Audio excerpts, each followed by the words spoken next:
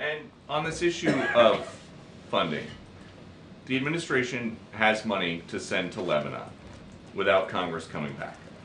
But Congress does have to come back to approve money to send to people in North Carolina. Do I have that right? Here's what I'm going to be very clear about. The president and the vice president has had a robust whole of government response to this. Hundreds of millions of dollars. I said it at the top, more than $200 million that we have directly put towards survivors here for disaster help. And that's because of this president's commitment to make sure that we are there for communities that are impacted. We take this very seriously again.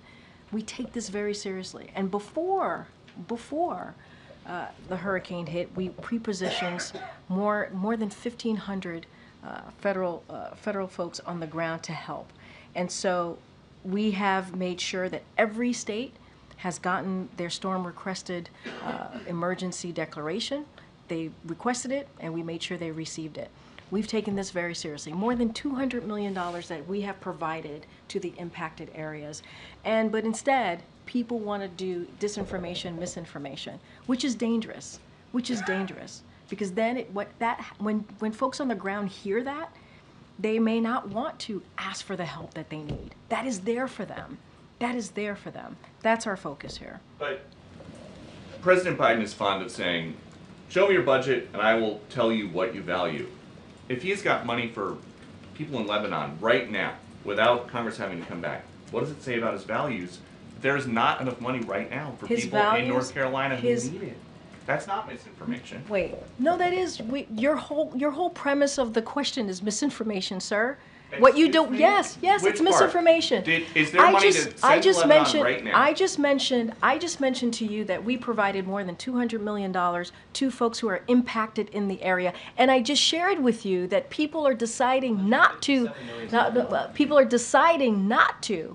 Not wait. To Congress that there's not enough money to help people in North Carolina. We're talking about the SBA disaster loan. That's money for people in North Carolina, and that's important. And people in North Carolina need that.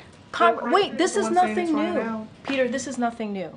Congress comes together, they provide money, millions of dollars, for disaster relief. We're asking them to do the job that they have been doing for some time. From a letter that President Biden sent to Johnson, McConnell, Schumer, and Jeffries. The president's letter is not misinformation. Would you agree? No, the way you're asking me the question is misinformation. There is money that we are allocating to the impacted areas, and there's money there to help people who truly need it. There are survivors who need the funding, and it's there. That you don't like misinformation. I said that. I actually said we have the money available to help survivors of Hurricane Helene and also Hurricane Milton. Now, there's going to be a shortfall, right? Because we don't know how bad Hurricane Milton is going to be. And so we're going to need additional funding. That's exactly what I just asked about. And you said it was misinformation. Yes. What you're asking me is why Congress needs to come back and do their job. That's what you're asking me. Congress needs to come back and do their job and provide extra assistance, extra funding to disaster relief fund. That's what Congress needs to do, and we're going to continue to urge that. You may not want that, but that's okay. That's what this president wants, and that's what the vice president wants. Thanks, everybody.